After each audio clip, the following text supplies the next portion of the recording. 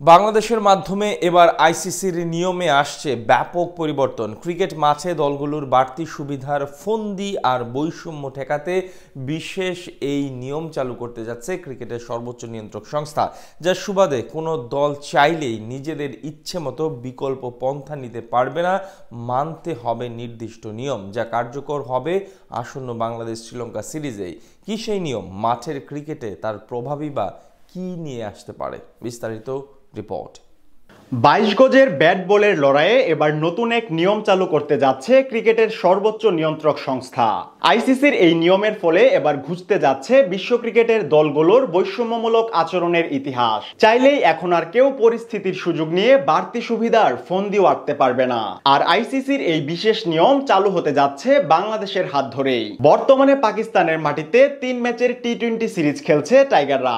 এরপরেই টাইগারদের সামনে আছে 3 ফরম্যাটের পূর্ণাঙ্গ এক সিরিজ। চলতি মাসের 17 তারিখ শ্রীলঙ্কার মাটিতে প্রথম টেস্টের পর্দা ওঠার মধ্য দিয়েই শুরু হবে লম্বা এই সিরিজের।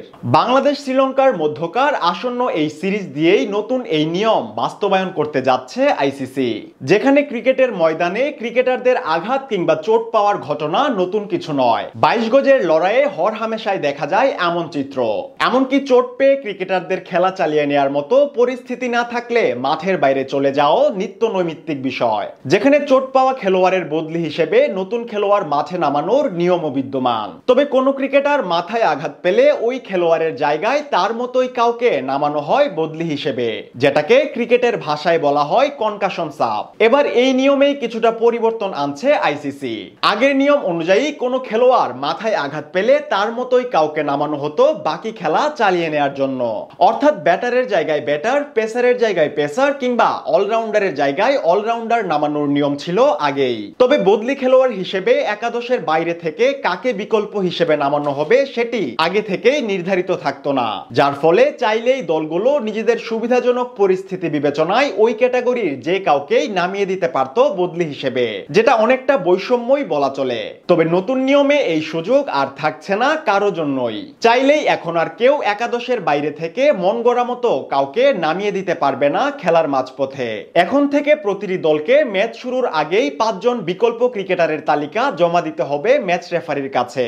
যেই তালিকায় থাকবে একজন ব্যাটার, একজন উইকেট কিপার, একজন পেস বোলার, একজন স্পিনার ও একজন অলরাউন্ডার।